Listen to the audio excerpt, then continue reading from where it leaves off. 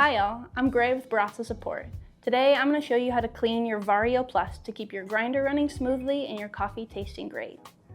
In this video, we'll walk through how to remove the hopper and upper burr, as well as how to give everything a thorough cleaning.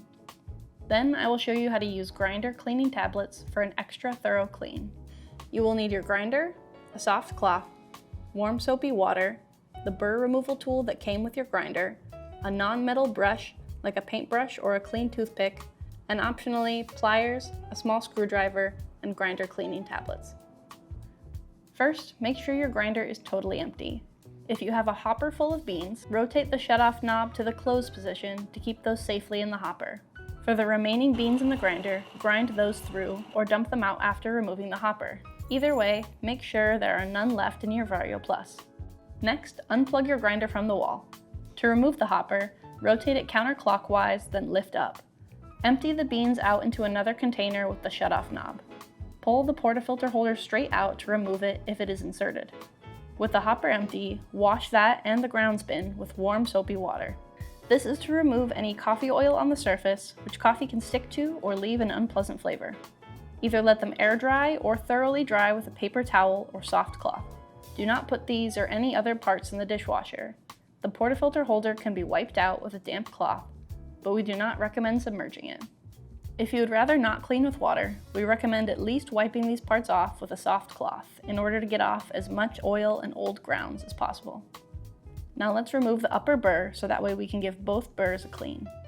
Place the burr removal tool on the upper burr. Rotate it clockwise towards the unlock symbol to unscrew the burr holder from the grinder. If it is too tight to remove, I recommend using vice grips or pliers to get more leverage.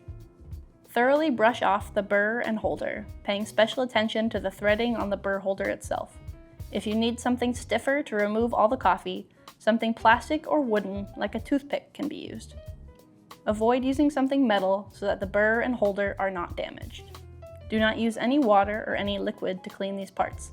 I will show you at the end a good way to get a deeper clean with grinder cleaning tablets if the brush is not enough. With the top burr cleaned out, let's focus on the lower burr inside the grinder. Brush the burr and surrounding grind chamber off thoroughly. Make sure to pay close attention to the threading on the grind chamber so the upper burr goes back in smoothly. If you flip the grinder upside down to get coffee out, keep pressure on that lower burr so that it does not fall out. One other spot in the grind chamber is very important, the discharge chute. This is where ground coffee exits the grinder. I do not recommend removing the lower burr as I have here. I have just removed it for demonstration purposes. Coffee grounds and oils can build up here, especially if you are using dark roast coffee.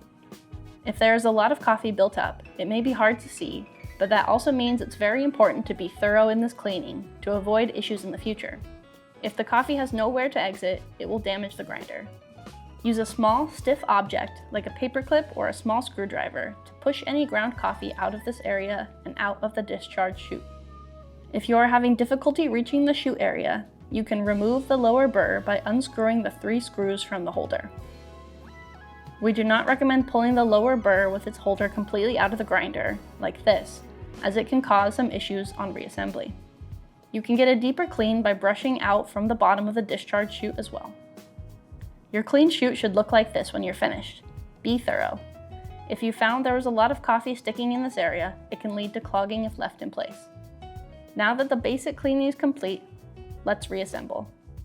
Then I will talk about grinder cleaning tablets for those who want a spotless grinder. First, the lower burr if removed.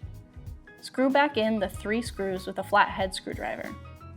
Next, let's screw the top burr back on. Before using the tool, set the burr in place.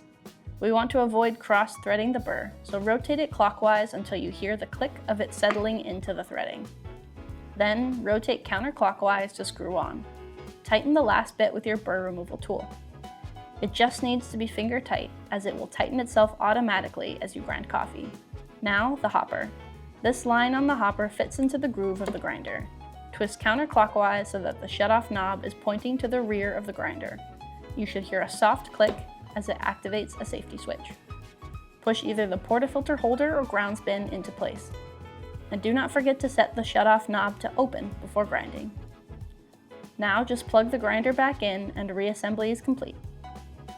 Your cleaning can be finished here, but if you would like a completely clean grinder, we recommend using grinder cleaning tablets like these.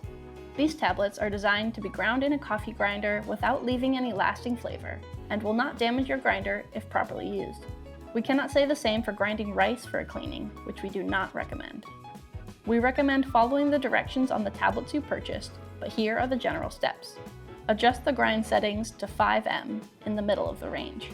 Grind the specified amounts of tablets just as you would with coffee. Discard the powder after grinding.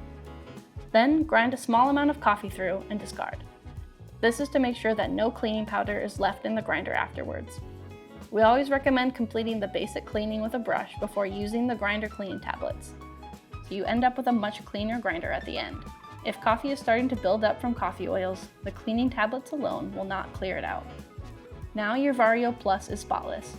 Cleaning frequency is dependent on the coffee you're using, but we recommend checking in at least monthly.